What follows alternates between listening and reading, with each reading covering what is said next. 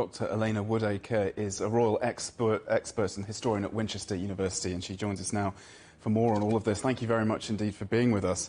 The King did ask for a more scaled-down coronation, but it did not really take away from the sheer scale and timeless splendour of this really extraordinary event. Absolutely. I mean, it was scaled back in some ways. We can see there was a much shorter procession route than Elizabeth II took at her coronation, and 6,000 fewer people attending in the Abbey. But that sense of spectacle was definitely still there. And I think you could really see that particularly in the procession after the coronation ceremony, with 4,000 regimental troops participating, people from all over the Commonwealth, and then the salute to the King by the service personnel in Buckingham Palace. That was a new innovation. I think definitely moments of real pomp and pageantry there.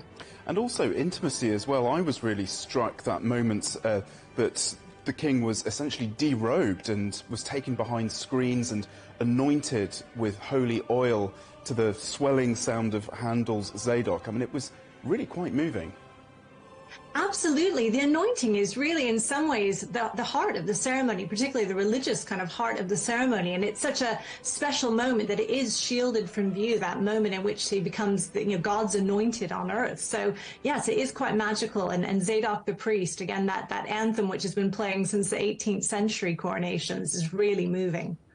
And it did all seem to go like clockwork, the ceremony itself, and as you said, that impressive military parade afterwards, despite this rather unfortunate British rain, which I understood was the forecast for the last coronation. But there were some very 21st century touches too. Michael, in his story, talked about the female bishops, for example. What struck you about that? Absolutely. I mean, yes, it was classic British weather, wasn't it? But I think only the fly past was really affected by the rain. But yes, we did see some really interesting 21st century touches, things like vegan-friendly holy oil, for example. But the representatives from all faiths, I mean, Charles has talked about this idea of being defender of faith.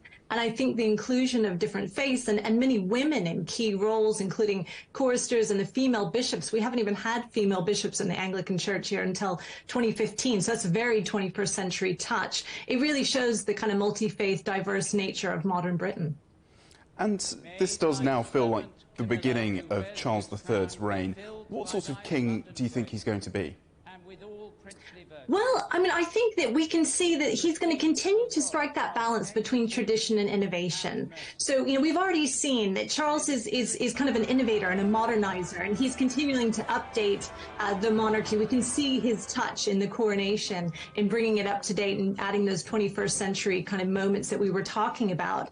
And I think Elizabeth began this kind of process of innovation and making the monarchy a bit more open and more accessible. But I think Charles is really going to accelerate the pace of that change.